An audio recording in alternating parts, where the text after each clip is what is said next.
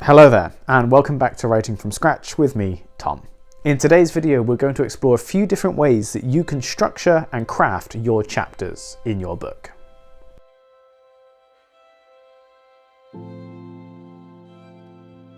Now, it might seem trivial to think about how to structure your chapters so early on, but it's really important to establish this either as you start writing or even before you start writing, as the style of chapter that you choose can and will influence the type of story that you can tell and the content that you can include. So today I want to look at two different structures and a few different variations on them that you can use when creating your chapters.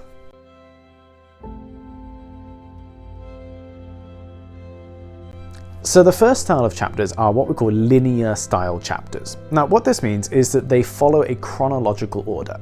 So this means that chapter 1 then goes to chapter 2, then to chapter 3, chapter 4, and so on. There's no time changes, we're not jumping between the past, present, and future, we're just moving the story in one direction from present into the future. Now this is really great because it's clear, it's easy, and it's simple, and it's by far the most common way of structuring a book. Especially for architect writers, this can be really useful as you can just start writing and you don't need to worry about planning any detailed structures in order to progress with your story. But now let's look at a few different types of linear structures that you can think about using for your story.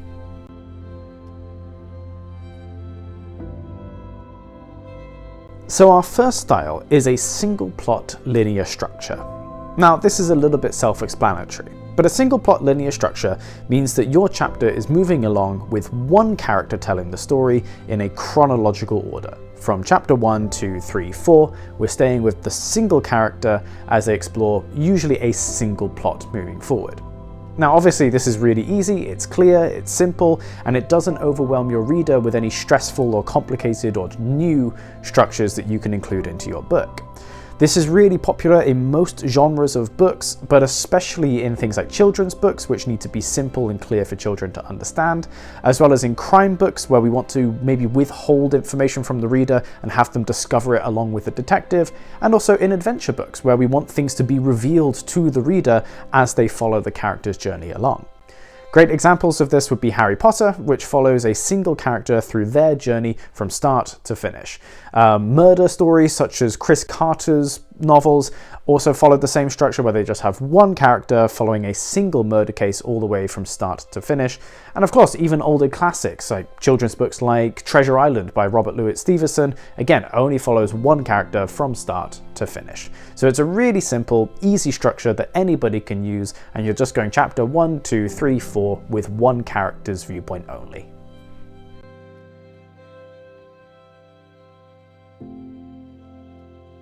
Another linear structure that is slightly more complicated is a multi-plot linear structure. Now, as the name implies, this is where we have chronological order, chapter 1, 2, 3, 4, but we're maybe following multiple plot lines and therefore multiple characters. So this is really useful if you, as an author, want to show the same events from the different perspectives of different characters. This allows you to explore different takes, different viewpoints on the same event or activity.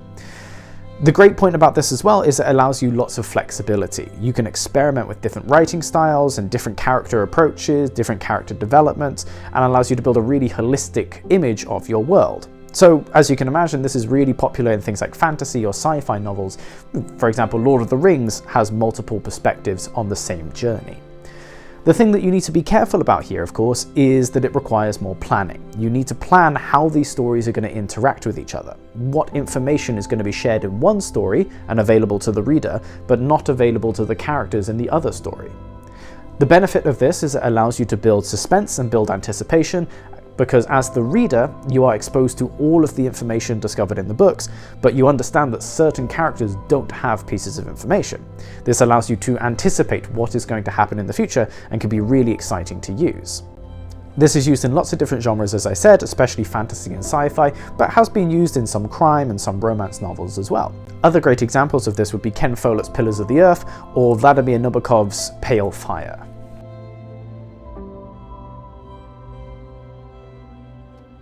So next, let's talk about non-linear storylines. And again, as the name implies, a non-linear storyline is one that doesn't necessarily follow a chronological order. This means that the chapters do not move in time order, and chapter 1 could take place after chapter 2, for example. Now, of course, this brings a lot of complications. You need to be careful with planning your story in order to make this work, but it can work, and some of the best and most successful books ever written follow a non-linear structure. Of course, the extent to which you do this as well is entirely up to you. You can just do very, very minor changes like flashbacks, or you can do entire structural changes like moving between past and future and present almost seemingly at random. So really it's your choice, but just be aware that it is a little bit more complicated and more planning is required in order to make it effective.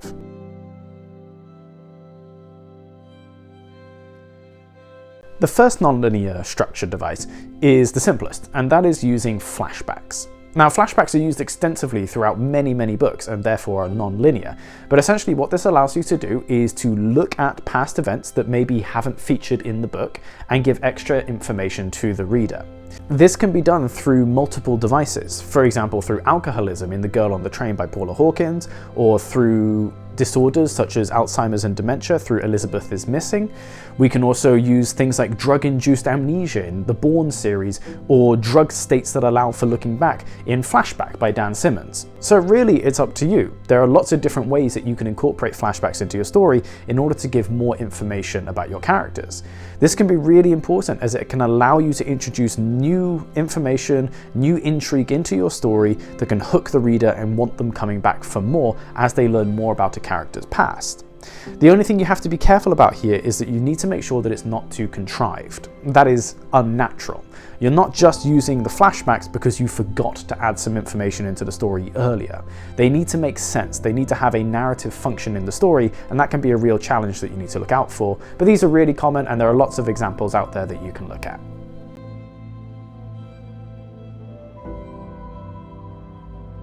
The next non-linear structure is also quite a popular one and has been used in many successful novels, and that is using a framing device.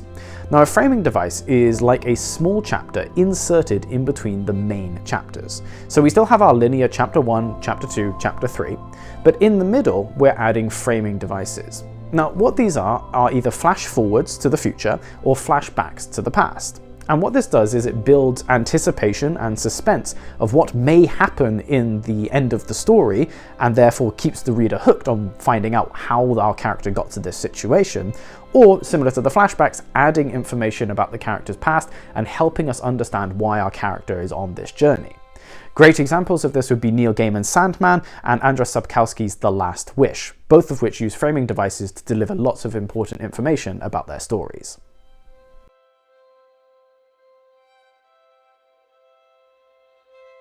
Finally, we have potentially the most challenging, but also the most rewarding if done right, structure, and that is a complete non-linear structure. Now, essentially what this means is that the book does not follow an order of chapter 1, chapter 2, chapter 3, chapter 4 being in any sort of time order. It bounces between past, present, and future. And while the story is not connected by time flowing in the correct direction, usually we're connected by a theme, or reoccurring characters, or reoccurring events that happen in all of these different timelines. Now, a great example of this would be Cloud Atlas. Cloud Atlas by David Mitchell is a story set in multiple different time periods, but using the same characters who are experiencing similar events. This way we can really explore the theme that David is trying to look at. Other great examples as well would be All the Lights We Cannot See by Anthony Doerr.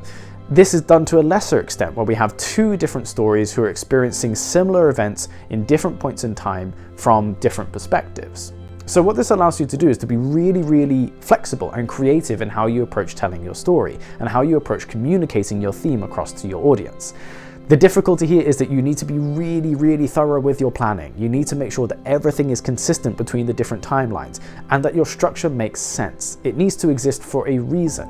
Are you telling a story about themes permeating throughout history? If you are, then this is a great story to do that, like David Mitchell did in Cloud Atlas.